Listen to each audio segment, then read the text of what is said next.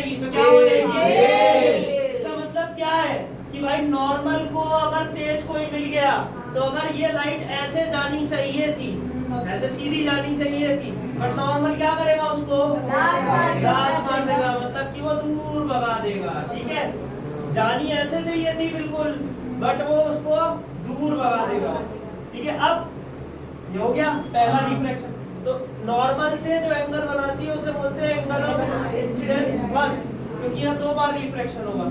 ठीक है, तो एंगल ऑफ इंसिडेंस फर्स्ट, और इसे बोलते हैं हम लोग angle of refraction, refraction not reflection, इसे बोलते हैं रिफ्रैक्शन फर्स्ट। ठीक है, अब मान लो कि ये लाइट आ रही थी यहाँ से, कौन से मीडियम में है, रेयर में, तो स्लो होगी, पक्का क्या होगी, फास्ट, क्योंकि रेयरर में रिफ्रैक्टिव इंडेक्स क्या होती है भाई, रेयरर की रिफ्रैक्टिव इंडेक्स का क्या होती है, कम होती है, डेंसर की रिफ्रैक्टिव इंडेक्स ज्यादा होती है। ठीक है, तो कम का मतलब क्या है, उसकी स्पीड क्या होगी, तेज आ रही होगी।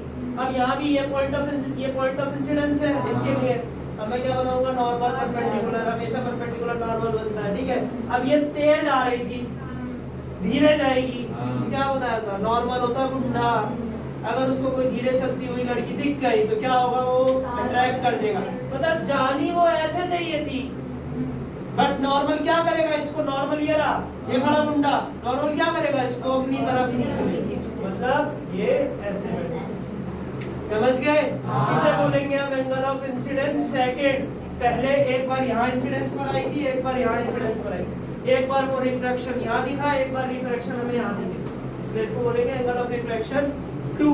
समझ गए कि नहीं समझ गए, क्लियर है, इसी चीज को बोलते हैं रिफ्रैक्शन।